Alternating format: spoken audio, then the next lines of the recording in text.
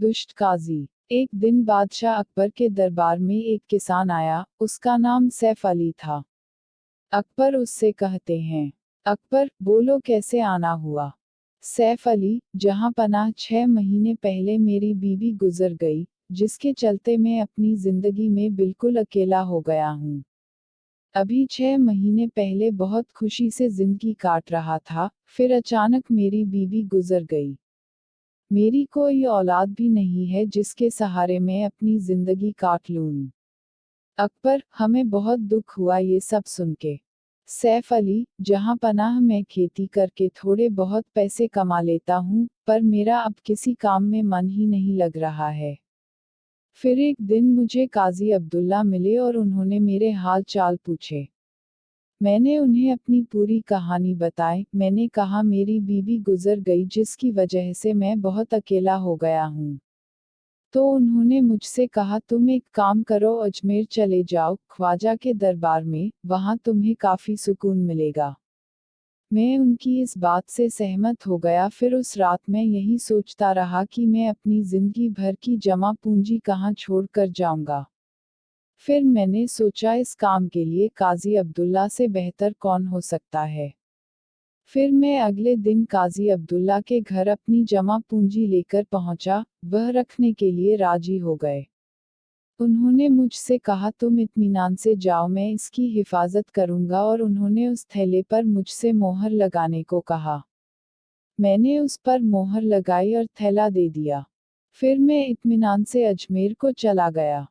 जब मैं वहां से वापस लौटा तो मैंने सोचा मैं अपनी पूरी जिंदगी बच्चों को इल्मी तालीम देने में निकाल दूंगा और जो मेरी जमा पूंजी है मैं उससे गुजारा कर लिया करूंगा। फिर जब मैं काजी अब्दुल्ला के नगर पहुंचा, जब मैं उनके घर पहुंचा तो उन्होंने मुझे मोहर देखने को कहा। मोहर ठीक लगी है। मैंने कहा मोहर तो ठीक है और मैं थैला घर लाया। जब मैंने घर आकर थैला देखा तो उसमें सोने की अशरफियों की जगह पत्थर भरे हुए थे।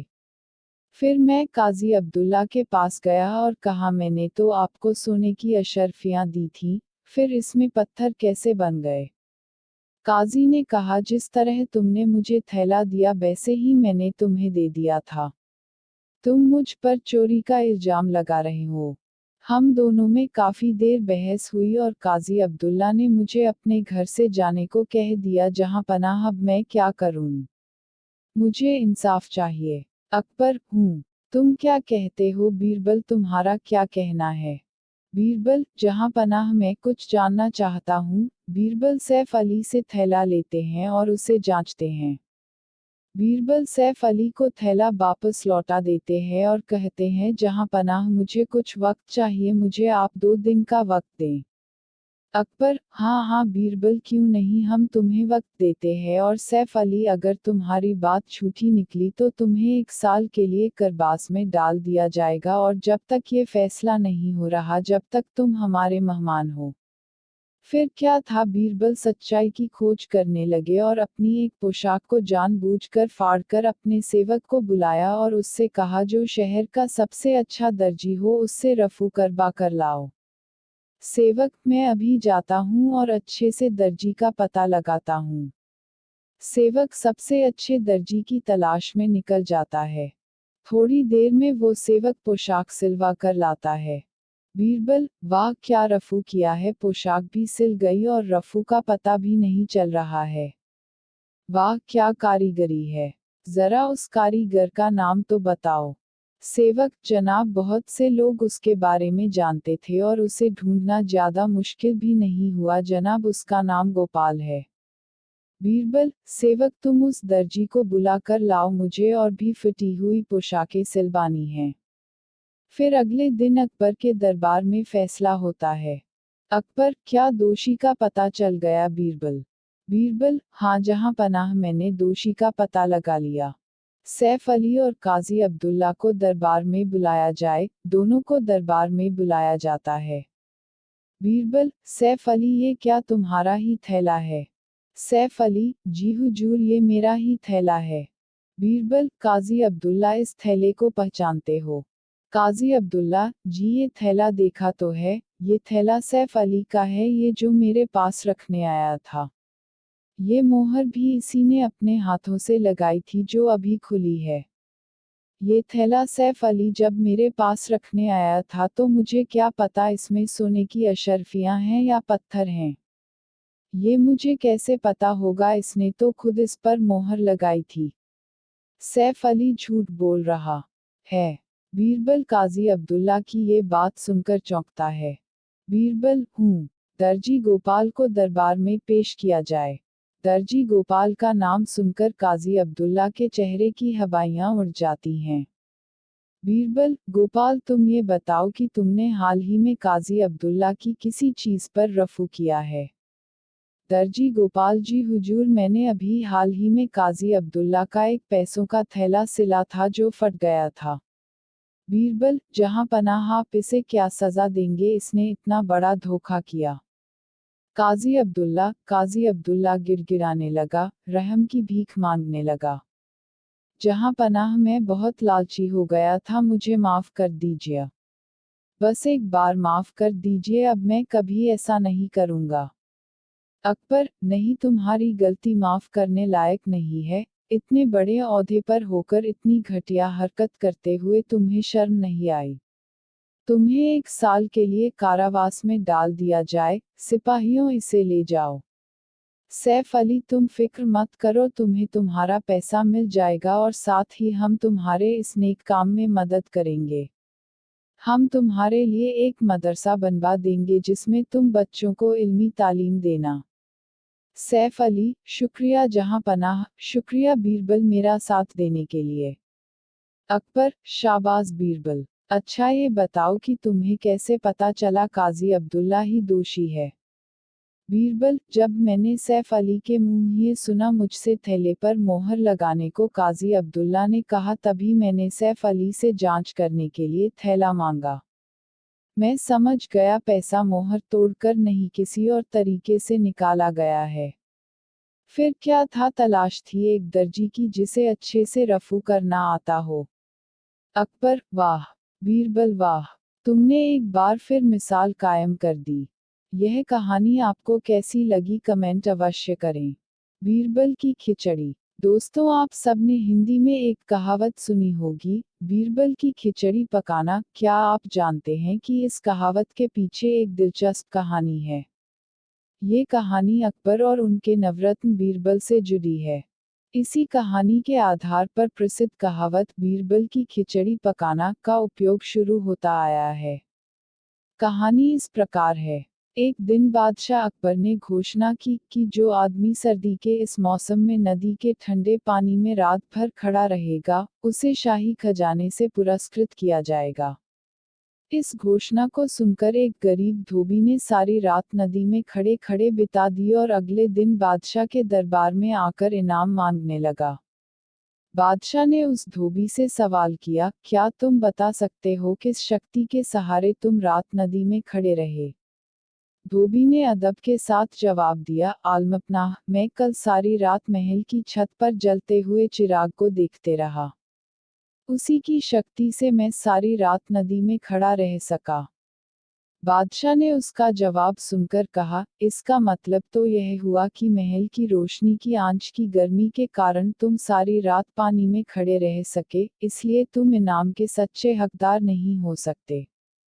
धोबी उदास हो गया और बीरबल के पास जाकर निराशा भरे स्वर में बोला, दरबार में बादशाह ने इनाम देने से इनकार कर दिया है। धोबी ने इसका कारण भी बीरबल को बता दिया। बीरबल ने गरीब धोबी को सांत्वना देकर घर भेज दिया। बादशाह ने अगले दिन बीरबल को दरबार में न पाकर एक खादिम को उन्हें बुलाने के लिए भेजा।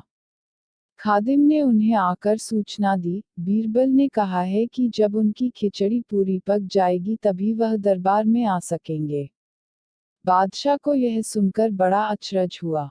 वह अपने दरबारियों के साथ बीरबल के घर पहुंचे।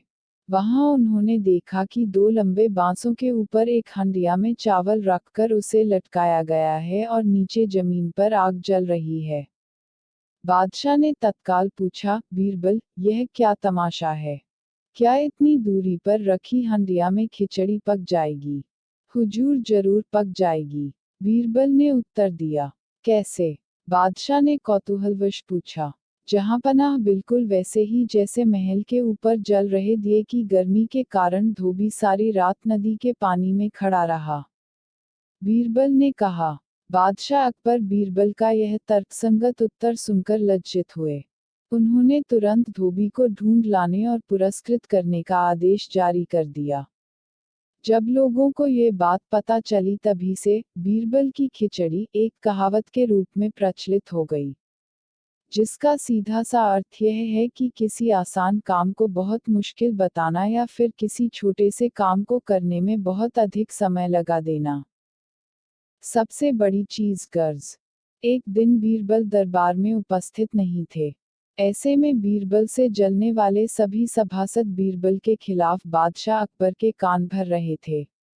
अक्सर ऐसा ही होता था, जब भी बीरबल दरबार में उपस्थित नहीं होते थे, तभी दरबारियों को मौका मिल जाता था। आज भी ऐसा ही मौका था। बादशाह के साले मुल्ला दो प्याजा की शह पाए कुछ सभासदों ने कहा, जहां पनाह, आप वास्तव में बीरबल को आवश्यकता से अधिक मान देते हैं, हम लोगों से ज्यादा उन्हें चाहते हैं। आपने उन्हें बहुत सिर चढ़ा रखा है, जबकि जो काम वे करते हैं, वह हम भी कर सकते हैं। मगर आप हमें मौका ही नहीं देते। बादशाह को बीरबल की बुराई अच्छी नहीं लगती थी, अतः उन्होंने उन चारों की परीक्षा ली। देखो, आज बीरबल तो यहाँ है नहीं और मुझे अपने एक सवाल का जवाब चाहिए। यदि तुम लोगों ने मेरे प्रश्न का सही सही जवाब नहीं दिया तो मैं तुम चारों को फांसी पर चढ़वा दूंगा। बादशाह की बात सुनकर वे चारों घबरा गए। उनमें से एक ने हिम्मत करके कहा, प्रश्न बताए बादशाह सलामत। संसार में सबसे बड़ी चीज क्या है? Dot dot dot dot. और अच्छी तरह सोच समझ कर जवाब देना, वरना मैं कह चुका हूं कि तुम लोगों को फांसी पर चढ़वा दिया जाएगा। बादशाह अकबर ने कहा, अटपटे जवाब हरगिज नहीं चलेंगे। जवाब एक हो और बिल्कुल सही हो। बादशाह सलामत। हमें कुछ दिनों की मोहलत दी जाए। उन्होंने सलाह करके कहा। ठीक है, तुम लोगों को एक सप्ताह का समय देता हूँ। बादशाह ने कहा। चारों दरबारी चले गए और दरबार से बाहर आकर सोचने लगे कि सबसे बड़ी चीज क्या हो सकती है। एक दरबारी बोला, मेरी राय में तो अल्लाह से बड़ा कोई नहीं। अल्लाह कोई चीज नहीं है। कोई दूसरा उत्तर सोचो। दूसरा बोला, सबसे बड़ी चीज है भूख, जो आदमी से कुछ भी करवा देती है। तीसरे ने कहा, नहीं नहीं, भूख भी बर्दाश्त की जा सकती है। फिर क्या है सबसे बड़ी चीज? 6 दिन बीत गए लेकिन उन्हें कोई उत्तर नहीं सूझा। हार कर वे चारों बीरबल के पास पहुंचे और उसे पूरी घटना कह सुनाई, साथ ही हाथ जोड़कर विनती की कि प्रश्न का उत्तर बता दें। बीरबल ने मुस्कराकर कहा, मैं तुम्हारे प्रश्न का उत्तर दूंगा, लेकिन मेरी एक शर्त है।